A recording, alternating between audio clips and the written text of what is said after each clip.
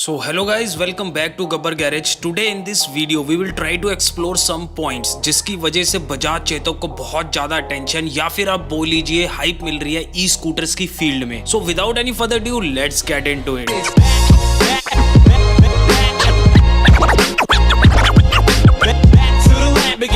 जब भी कोई कंपनी किसी न्यू सेगमेंट में कोई न्यू प्रोडक्ट लॉन्च करती है तो उसके सामने सबसे बड़ी हडल होती है how to build trust among consumers. But here Bajaj played very smartly by naming their e scooter as Chetak. अब इससे ये हुआ जो इमेज और ट्रस्ट चेतक ओल्ड स्कूटर्स ने 10-15 साल पहले बना के रखी हुई थी उसका डायरेक्ट इम्पैक्ट पड़ता है हमारी पब्लिक पर. जस्ट इमेजिन, अभी आपने चेतक ई स्कूटर को देखा भी नहीं है और बस सुना कि Bajaj has launched it's e scooter Chetak. उस चेतक ब्रांड का इतना इम्पैक्ट पड़ा कि आप अपने आप ही उसकी तरफ अट्रैक्ट होते चले गए. और उस टाइम पर it doesn't matter what the price is, what the performance is, और more important is it worth to buy in 2020 at a such huge amount. So this is why Bajaj named it Chetak. हालांकि वो कोई और भी नाम दे सकते थे but they knew the power of brand Chetak in scooter segment.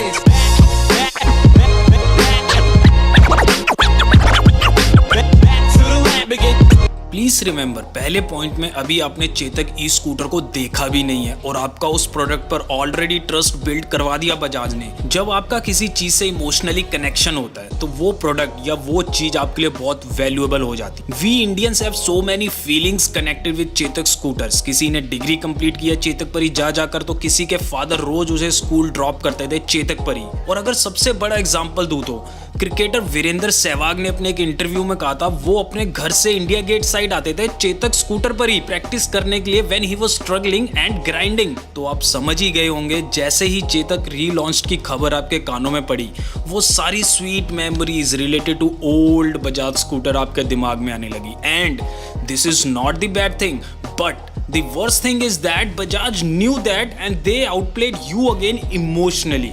Now you have trust and emotionally being connected to e-scooter Chetak. और मजे की बात यह है कि अभी भी आपने e-scooter को देखा नहीं है.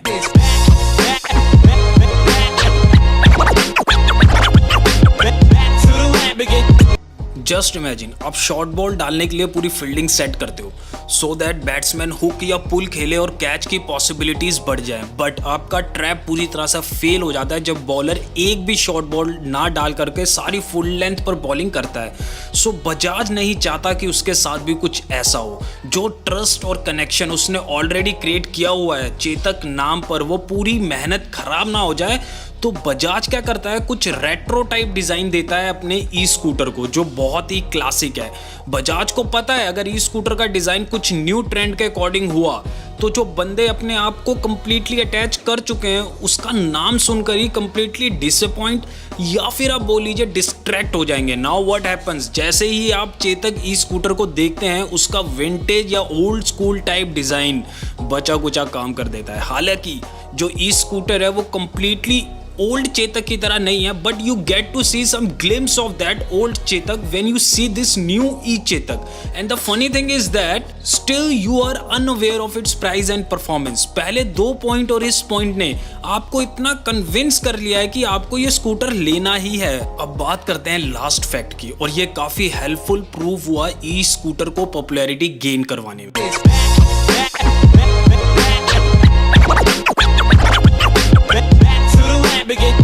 हम सभी जानते हैं why Bajaj not launched scooters in 125 segment और मोर.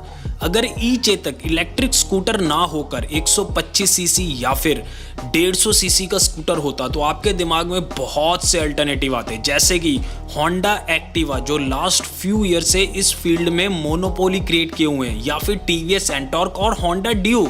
होता ये कि अब हर बेसिस पर चेतक का कंपैरिजन होता on price, on performance etcetera etcetera. But ये सब एलिमिनेट कर दिया बजाज ने bye launching it in electric scooters range और अपनी मनमर्जी का प्राइस. बिकॉज दे न्यू अभी इंडियन मार्केट में कोई भी ई स्कूटर इतना पॉपुलर नहीं है जो कंपटीशन दे सके चेतक को. पियागो वेस्पा हो या टीवीएस आई क्यूब, कोई भी अभी इंडिया में अच्छी खासी मार्केट बनाने में सक्सेसफुल नहीं हो पाया है. And this helped electric Chetak a lot in gaining popularity.